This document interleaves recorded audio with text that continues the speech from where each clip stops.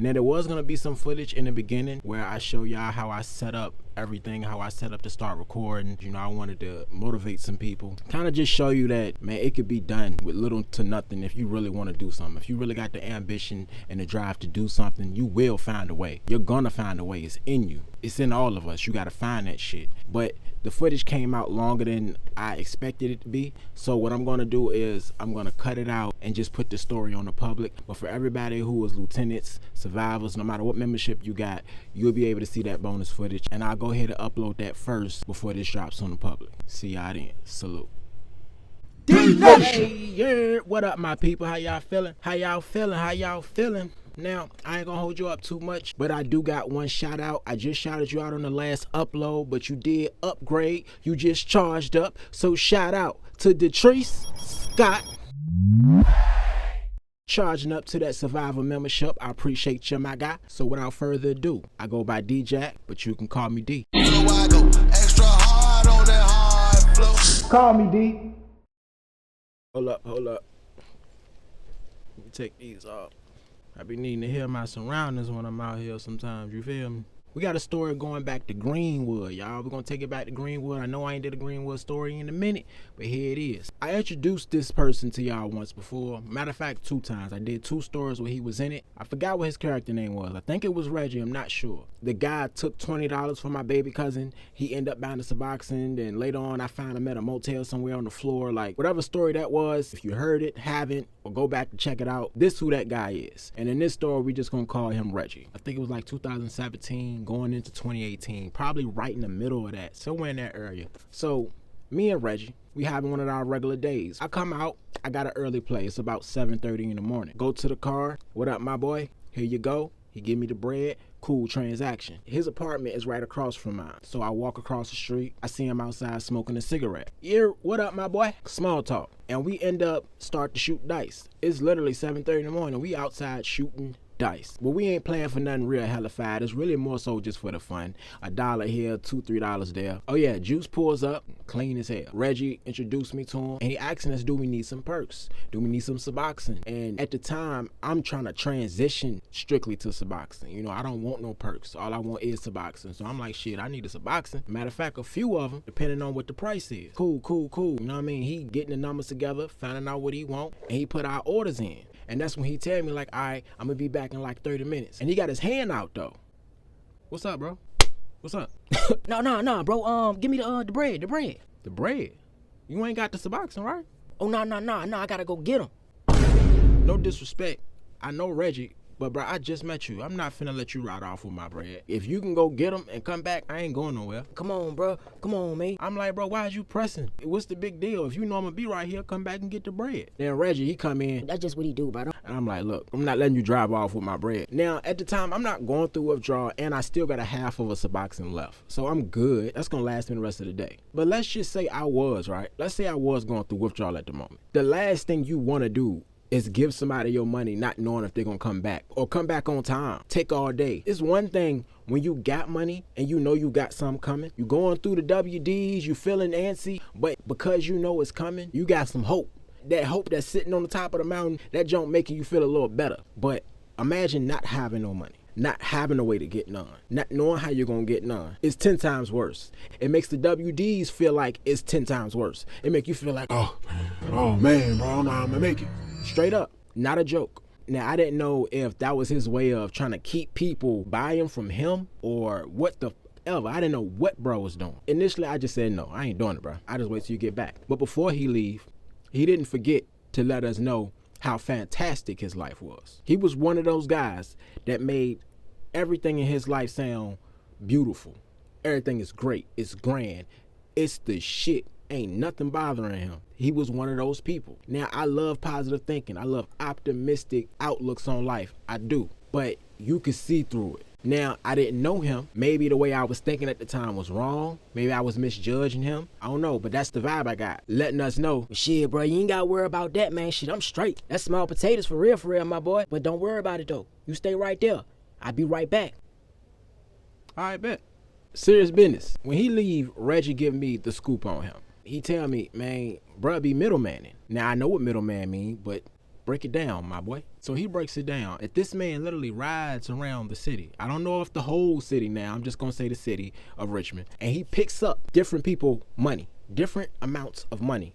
Take all that money and take it to his plug that he don't plug nobody in with. When I say whoever this plug was, he didn't want nobody knowing him. He didn't want to know his name, none of that shit. Which is why it surprised me when I took a ride with him one day. Well, we're gonna get to that. I'm like, for real? Every day? Every day. Like clockwork. Every day. This man, it's like a job to him. He will get up and do this every single day. So he comes back that night. Now, granted, I didn't give him his money, so he didn't have to make it back to me with any type of quickness or nothing. He didn't owe me nothing. I didn't really count that toward him taking a long time. And I'm in the car with him. Reggie go out to do something else in the house. I think my cousin came outside talking shit to him because he was dating my cousin. If I didn't mention that. It's just me and him in the car. I'm in the back seat, he in the driver's seat. And you know me, I like to learn. I don't know if I ever told y'all that, but I'm a big learner. I like to learn shit. Like, I gotta have something feeding my brain for some reason. You know, I gotta have something teaching me. Prime example, when I'm at work, when I'm doing my stock thing, putting shit up, taking shit down, all I listen to at work is 48 Laws of Power. Because it's 48 laws. There's no possible way that you're gonna remember all 48 laws in one day or one time that you listen to it. One of my favorite laws, play a sucker to catch a sucker. Now, the story involved with that law, it's about these two countrymen, I think. They went and bought a bunch of emeralds and diamonds from a place somewhere else. And they went into this cave, this little, I guess, mining cave or something. And they sprinkled these diamonds and emeralds all around the cave to make it look as if it's diamonds and emeralds deep inside this motherfucker. They send a memo out to these people letting them know, hey, we got this over here. And they looking at this memo like, oh shit, don't nobody know about this. Gold over here, diamonds over here, what? They think it's too good to be true. But somebody else step in like, look, this is America. Anything can happen. Look what happened in the past. It can happen again. So they take a trip to go see what they talking about. Now these two countrymen, these two guys, they playing the game so well to make them think that they just these dumb, unintelligent type of people, not knowing that they were being conned the whole goddamn time. When they come see this, they give them a walkthrough. They take them all these different type of ways so they won't remember the way back to the spot that they go to. And when they get there, they ask them to say, hey, look, just go ahead and dig. See if you can find something. They digging, they finding diamonds. They finding gold. They finding emeralds. The same diamonds, gold, and emeralds that they themselves bought and sprinkled inside the cave. Once that happened, they like, oh shit, it's true. It's true. They ain't playing. So now they take it back to New York. They go to the big city of New York, and these guys still playing the character. They still playing the game. They acting like they is just so enamored with being in the big city of New York. Oh my God. They take it to Tiffany. They get it. What do they call that word, y'all? When you take your jewelry somewhere, y'all know the word I'm talking about. They do that with it. When they see that it's real, they want to be greedy. They want to cut these two guys out because they thinking in their mind, we going to cut them off this little chump change to them. To them, it's chunk change to them because of what they're about to make from this whole cave with all these diamonds and emeralds in it. What we gave them ain't gonna be nothing compared to what we gonna make. So they offer them, I think, what, $300,000. They go to them and tell them like, hey, y'all don't want to have to deal with all the legalities of this. They was trying to play on these two guys as if they didn't know what they were doing. Telling them, nah, you should just leave it with us. We'll pay you this much money to take it off your hands and let us handle it, and you'll have a nice little payment. Take the win while you got it. Take the win while it's in your face. So they act like they mad, they act like they frustrated, and they take it. And the whole time, that's what they were playing the game for. That money that they were willing to give them to leave the cave with them, that land with the gold and emeralds and shit that they put in there, that's the money that they were looking for. They spent almost $6,000-$7,000 on these diamonds, emeralds, and gold to sprinkle in the cave. So $300,000 plus is well worth paying $7,000-$8,000 to set up this con. But the city slickers, the ones that think they got off, that think they ran off on the plug, they start getting offices and condos, getting all this equipment so they can dig up the spot. They can start this excavation. Spent all this money that they think they gonna have when they finish. The first day that they started digging, nothing. When I say nothing, whatever they found the first time they went, that's all they found. And these two country dudes that they thought was unintelligent and didn't know their left hand from their right, long gone by now, with $300,000 plus in their pocket. Now, I tell y'all that story for a reason. It didn't dawn on me who Juice was till he did what he did. After he come back and bring me my Suboxone, and we sitting in the car, Reggie go out in the house somewhere. I think my cousin came out there and was talking shit to him. So we in there just talking. I'm like, bro, What is it that you do? Now, of course, the first thing you're going to think is a hustler. I'm a hustler too. I know the middleman game. You're going to take their money, take it to your plug who's going to give you a lower price for it. Make a couple points off the dollar. But it wasn't that much. Not trying to get in this business. Every time I ask him this question now, his answer changed. And he gets to telling me, I do a little bit of everything, bro. I got a little warehouse job I work. I be going over there helping my uncle cut grass, and I be doing this every day. And I'm like, how the hell do one man cut grass, have a warehouse night job, and be middlemaning all day? It's impossible. I don't see it happening. But hey, this is what he said he does. And he got the appearance to prove it, I guess. All right, cool. Where your uncle work at? Shit, where that warehouse job at? When I come across new people, certain people doing certain things, I always try to pick their brain on what they doing or how they do it so I can maybe step my game up. Oh yeah, my uncle, he worked down there in Blackwell, but shit, I don't know if he taking on no new people. All right, cool. What's up with the warehouse job? Oh yeah, that jump across the water, but you know what I'm saying? I think we just laid off a few people. All right, bet. Cool. Let me know if either one of them get an opening. After a while of me knowing him, one of these days, he asked me that I want to ride with him. And I'm like, ride with him well. Ride with him to go pick up this money to go take to his plug. I'm like, all right, cool. Hesitated for a minute because I'm like, the guy that don't want nobody to meet his plug want me to ride with him to go see the plug?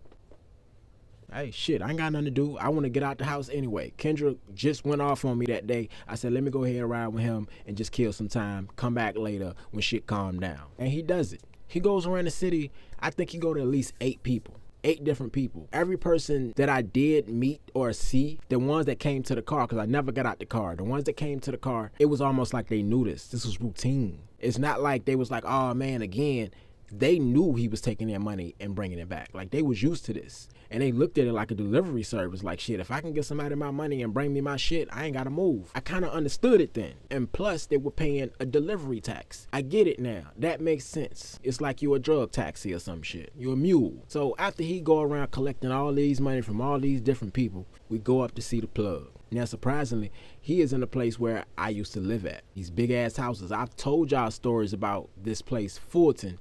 This place with the big houses, and they had the projects around the corner, a small section of projects. He goes into a house that's about 4 doors down for where I used to live at. So I get out the car and just walk down the sidewalk. I just kind of want to reminisce and see the sights and see how I look now. He was like, where you going, bro? Shit, I used to live down here. I want to go down here and see how it look. Oh, I bet. So when he go up into the house, I don't know what happened. I don't know what they talked about. I don't know if his plug had a problem with me being outside or whatever. But he told him to call me to come in the house because I'm already out the car. That's exactly what he told me. I got on the phone with him. Just come in the house, bro. I'm like, what? Come in the house, bro. Come on. He said you already got out the car and shit, and people already seen you. So just go ahead and come in the house so you don't look too crazy. Look crazy? What the hell this plug got going on? Me walking down the sidewalk smoking a black look crazy? So I turn around and I go back in the house with him. I go sit on the couch, introduce myself. Hey, look, he cool. I vouch for him. By now, I've only known him less than a month. Probably about 20-something days. He talking about I vouch for him and this and that. Nigga, you don't know me, nigga. I was a good dude, so you have to worry about that. So they go in the other room. I think it was the kitchen. And I can hear them talking. I heard him tell Juice. You know what, bro? You been coming up here for damn near a year doing this. I said, a year?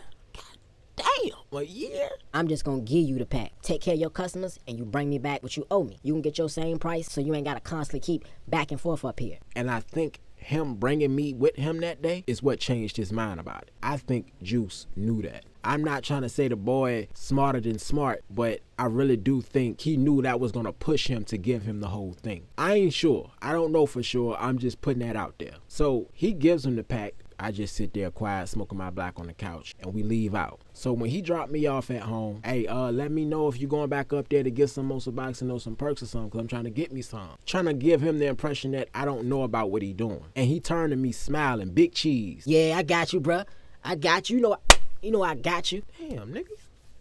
All right, I'll let you. So next day roll around, I call him. He don't pick up the phone. I call him again, he don't pick up the phone. But he calls me in the middle of the day saying, my bad, bro, I'm running around, what you need? Told him what I need, and he come drop it off. But when he drop it off, look, you sure that's all you need? I'm like, yeah. Nah, no, for real though. You sure? Like, you sure that's all you need, bro? Yeah, let me get 2 more. I felt it in my bones. I knew what he was about to do. Let me go ahead and get 2 and find me another plug. Or go back to my old one. The next day roll around. Me and Reggie outside again. He called him. He don't pick up. He called him later that night. He don't pick up. The next day after that roll around, I called him because I need some more. He don't pick up. Reggie call him again. He don't pick up. We outside talking like, damn, bruh, where bruh at? Like, what the fuck? Bruh he don't never not pick up his phone. Like, what the fuck going on? And I'm just sitting in the back of my mind like, I know he didn't. I know he didn't do it. And I think I said it out loud. I don't know, but Reggie said, what you talking about? Talking about what? You talking about? You just said you know he didn't do it. Do what? Oh, man. Like, bruh, I'm telling you right now, I think bruh ran off on the plug. He gonna look at me with the disbelief face like, nigga, he'll never do that. What? That's Juice. He wouldn't do it. All right. Okay. A whole week rolled by. Don't nobody hear from Juice. The plug is now calling Reggie's phone because he knew him to hang with Reggie. And the plug tell him that he looking for Juice. Like, what the fuck Juice said? He got my money. I ain't heard from him. I gave him a week. A whole week and a half then went by. Ain't no Juice. I don't know how much perks and Suboxone he gave that man. He was out of here. Now, the reason why I told that 48 Laws of Power story before I told y'all that is because it reminded me of that. Not exactly, but it reminded me of someone playing such a long con, playing on these people all this time. I'm talking about weeks. It was weeks and months processed about these diamonds in the diamond mine. But this man almost a year doing this, getting his customers' trust, getting his plugs' trust. So everybody trusts him to do what he say he gonna do. Don't nobody mind giving him $200-300 right quick to go get such and such. So that day when he took everybody's money and went and got that pack, no more Juice. Now to this day, I have not seen this dude. I have not talked to him. I don't know where he at. I don't know if the plug caught up with him. But I asked myself, was it for the product or the paper?